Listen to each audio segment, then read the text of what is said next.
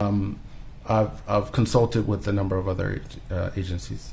Okay, this guy says he's the expert for something, consulting. He doesn't train, but he's some sort of expert. And they ask him for organizations, and one of the organizations is for black police officers, something or other. So, to me, right there is bias.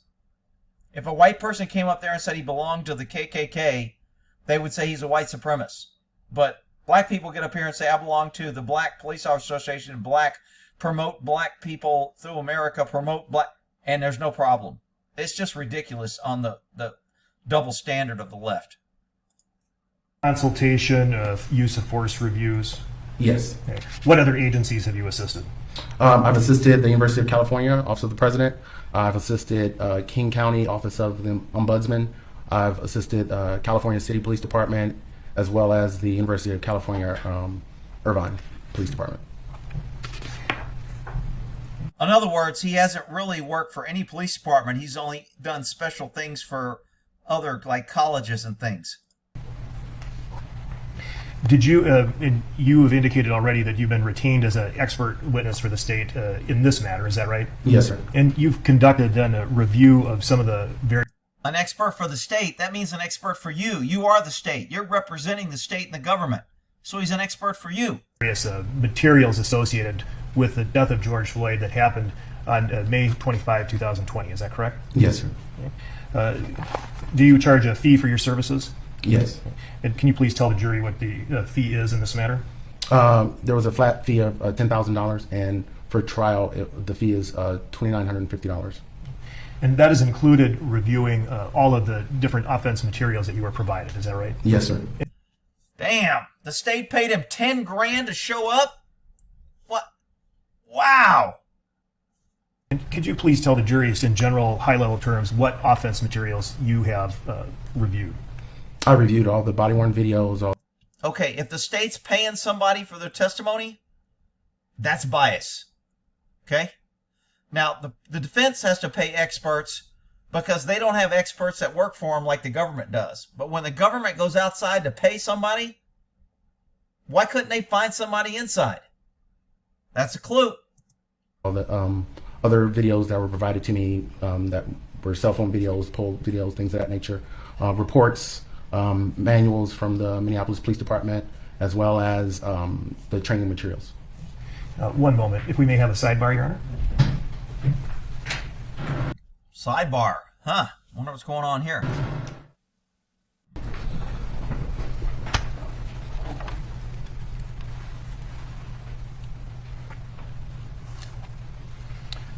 All right, based upon your review of the different materials that you have conducted in this case. Based on your paid review.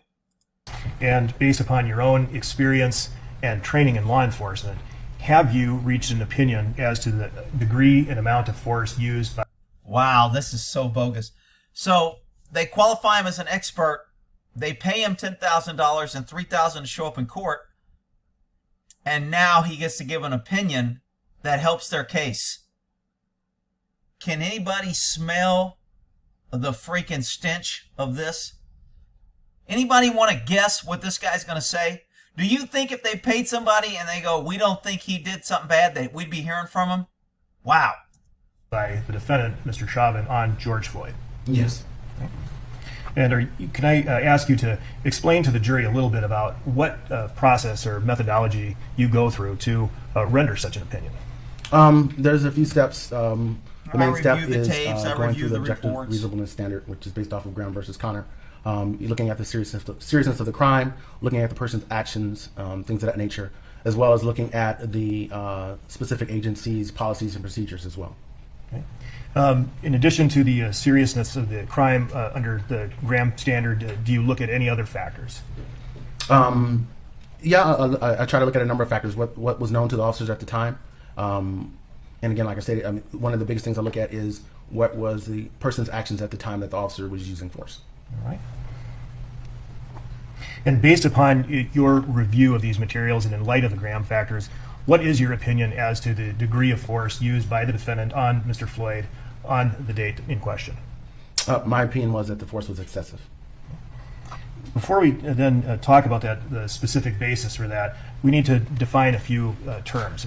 What is force? Force could be typically what officers would use in a law enforcement perspective. Obviously, force is different techniques and tools that officers may use to try to take someone into custody or apprehend the person or to control them. Can force include a restraint? Yes. If I may show you Exhibit 17, which has been received into evidence. All right. Can you describe what it is you see here? I see a officer with his knee on the neck of Mr. Floyd. Is this a form of force? Yes. This guy Now, is so you biased. can I remove- can't even watch it. I mean, I kind of want to see the cross on this guy, but I mean, who thinks they know what this guy's going to say? It was a knee. It was excessive. He was wrong. He wanted to kill a black man. There was no threat from. I mean, this guy is a paid hack. Wow. The risk factor involved just based on the nature of policing. It's kind of, I try to describe it as when I'm teaching, I describe it as if you're going into the middle of a movie and you don't know what's going on, so you're trying to figure out all the information as you're going through. As far as a threat is concerned, a threat would be once someone becomes combative or assaultive towards you or towards another person. Now, what kind of factors can present a risk?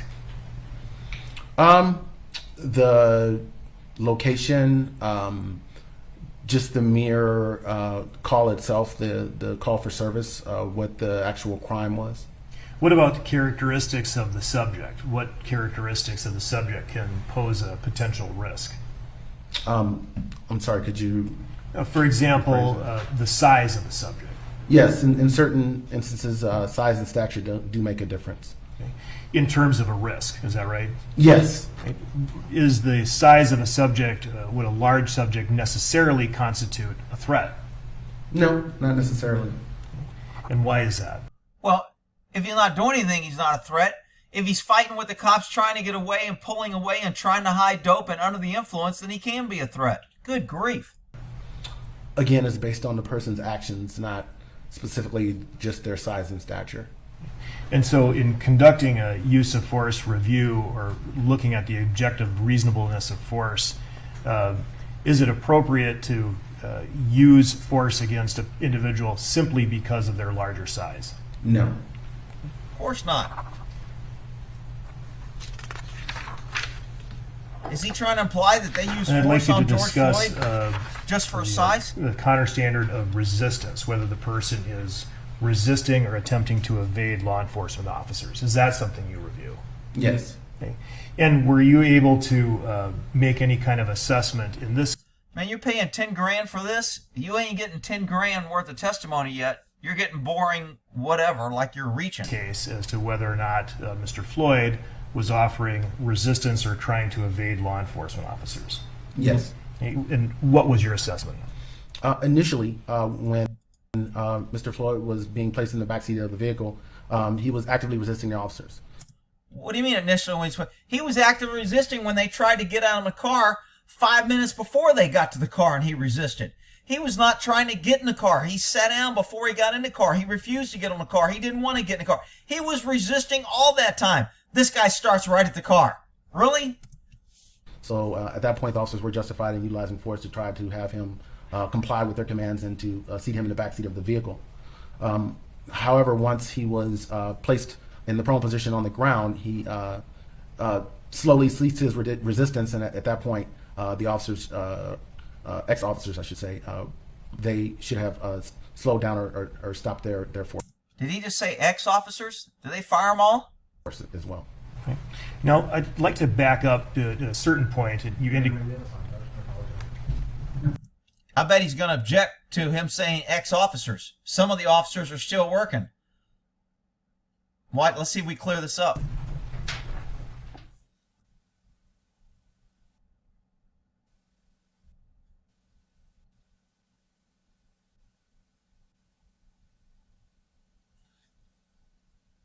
Could you say the question again?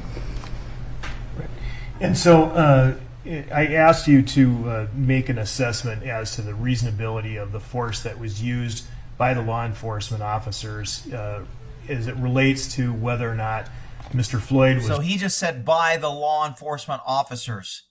He didn't say ex-officers like the expert did. I wonder if that was the objection. I don't know. offering any kind of resistance. Is that, you recall that? Yes, sir. And I believe you indicated that Mr. Floyd was offering resistance initially outside of the vehicle. Is that right?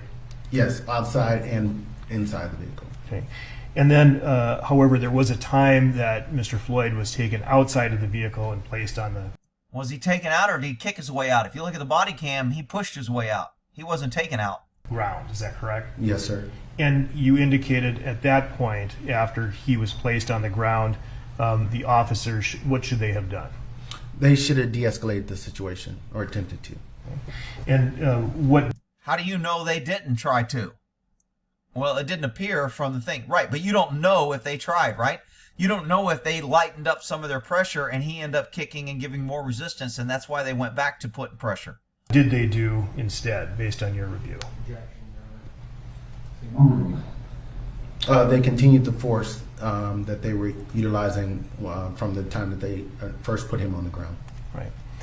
Now, Man, it's almost like these two didn't talk before the thing, because this guy's kind of confused about his questions. I want to make sure that when we're talking about the evaluation of the use of force, you're evaluating this application of force from what perspective? First, I look at it from a ground perspective, as well as the Minneapolis Police Department's use of force policy. And is the standard then through the view of a reasonable police officer on the scene? Yes. Objection. That's not the standard. It's a reasonable police officer with the same training and experience. And since we're talking about the actions specifically of the defendant, at what point are you going to be determining or considering the factors that were available to the defendant when he was applying force? I'm sorry, could you rephrase that? Yeah. So we know that there were some events that happened prior to Mr. Chauvin, the defendant's arrival on the scene. Is that correct? Yes. Right. But for the purposes of your review of the reasonableness of the defendant's actions, at what point do you begin your analysis? Based on when he arrived and he became involved in the actual use of force. And so, based on your review of the materials, what were the circumstances on the ground or at the scene for the defendant when he arrived? When he arrived, after they removed him out of the vehicle and placed him on the ground. They didn't remove him. He kicked his way out.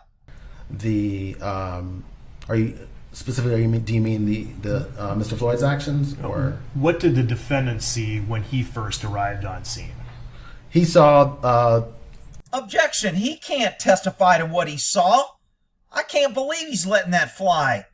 He can't reach a conclusion on what somebody saw. He can give an opinion. Officer Lane and King struggling with Mr. Floyd in the backseat of the vehicle. Okay.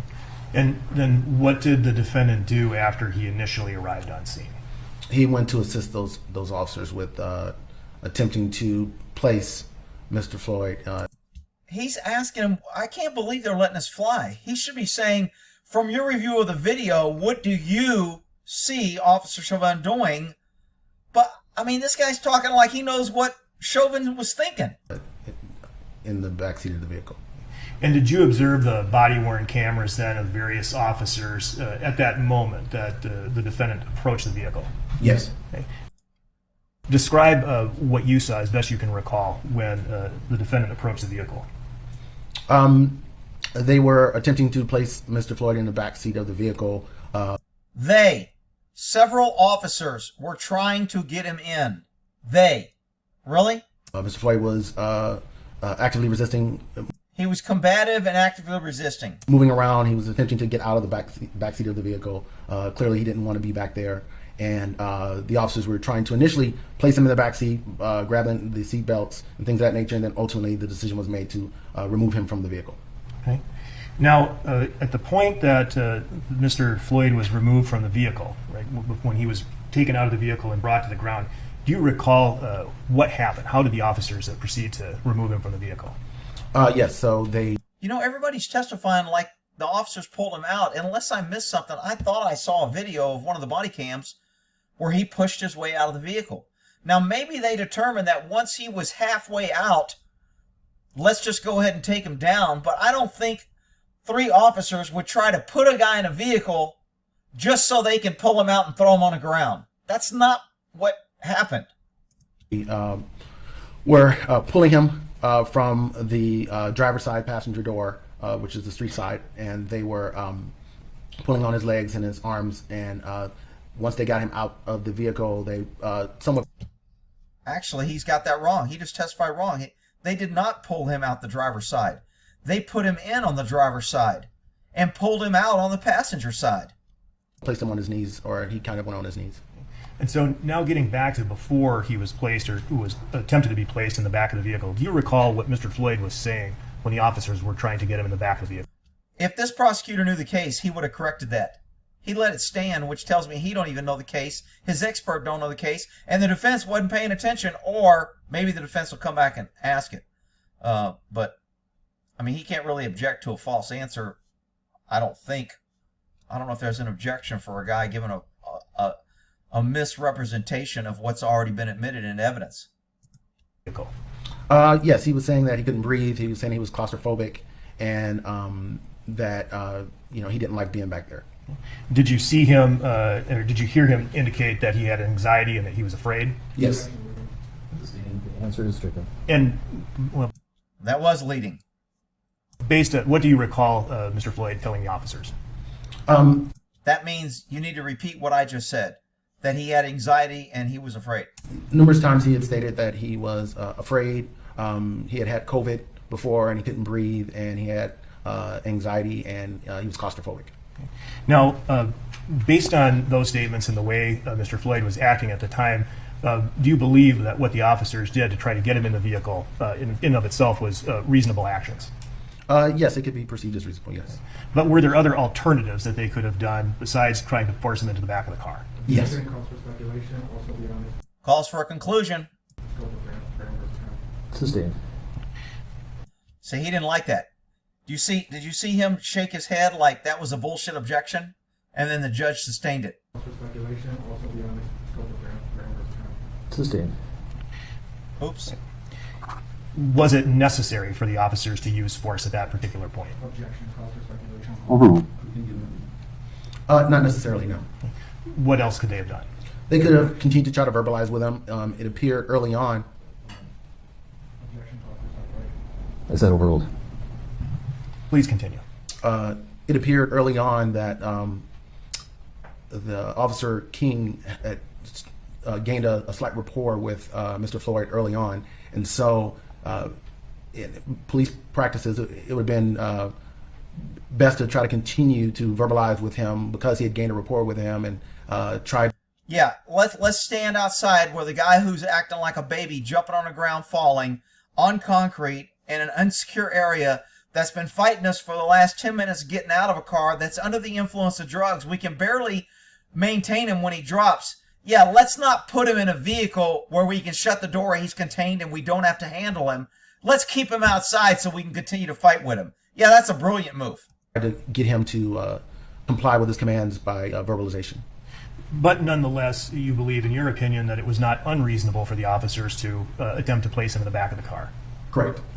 And now I'd like to play a segment for you of what happens when they were getting him out of the car and initially placing him on the ground. So at this time, I'd like to publish I want to hear King's this too. body-worn camera, which is Exhibit 43. Because I'm assuming one of them And said, I'd let's like put you him on the to, ground, and please that's why back they that keep saying to they pulled him out. 20, 18, and 46 seconds.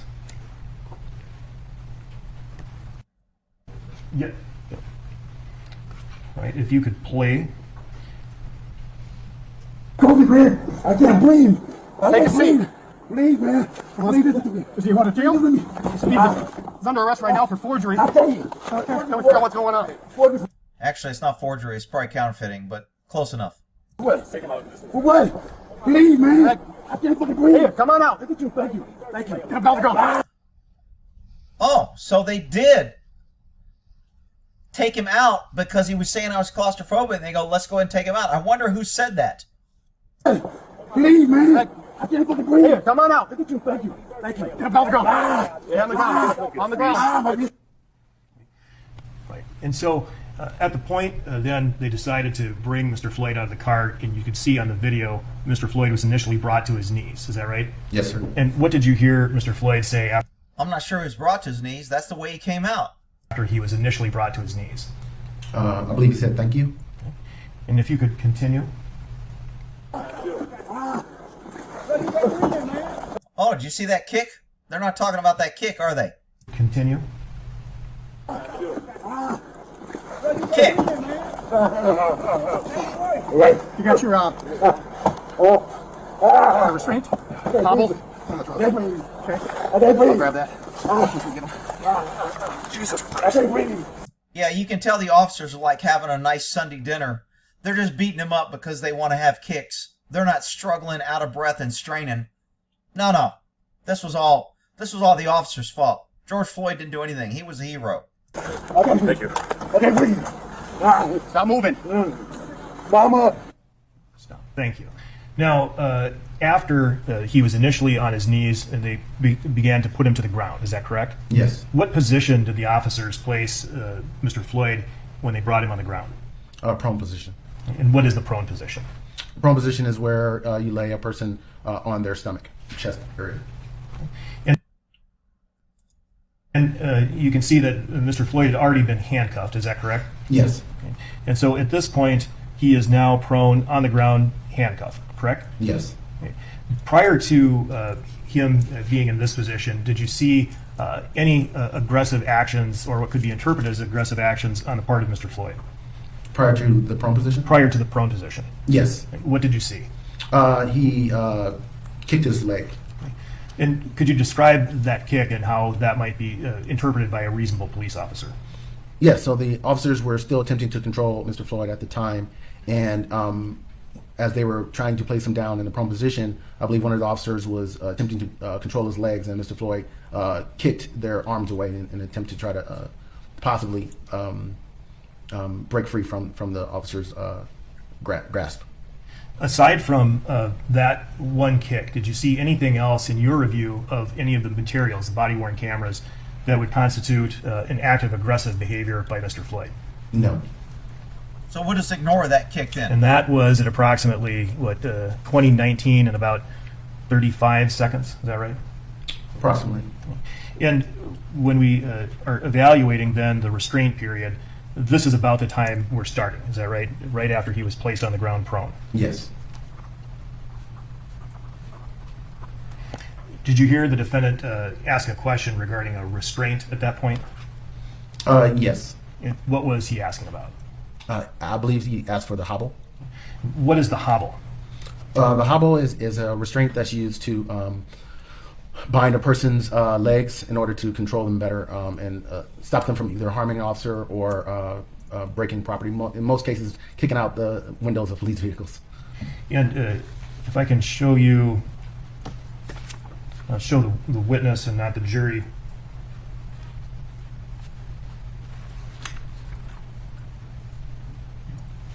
One moment, Your Honor.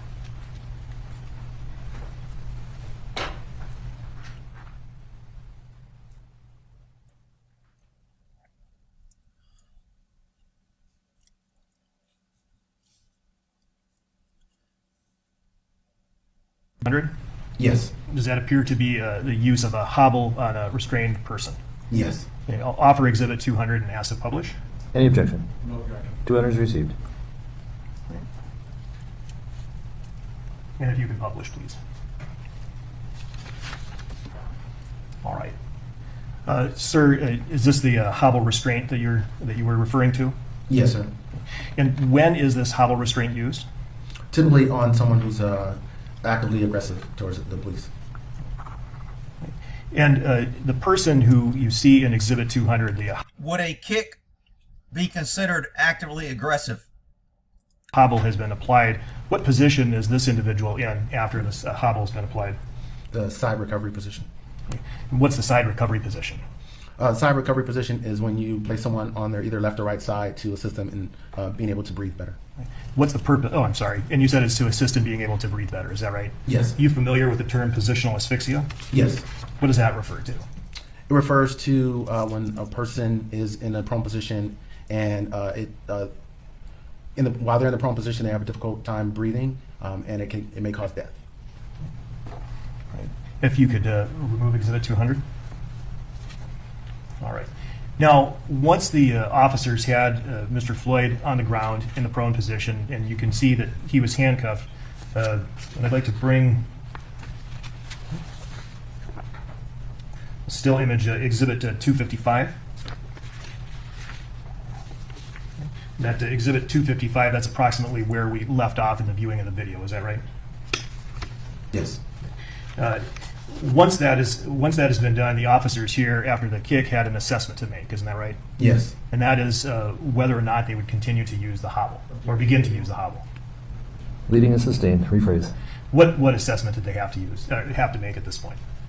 Well, based on the defendant's request for the hobble, they had to assess whether to continue to apply the hobble to the Mr. Floyd.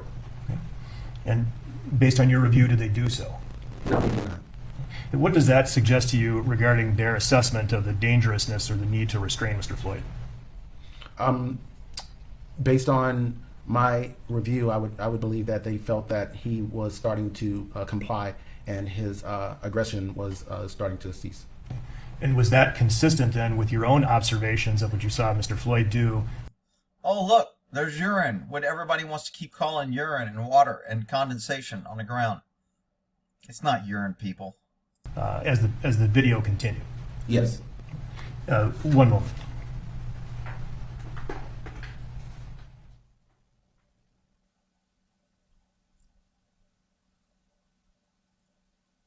Resume with this testimony then. Let's shoot for 9:15 again, so the normal process. All right, thank you.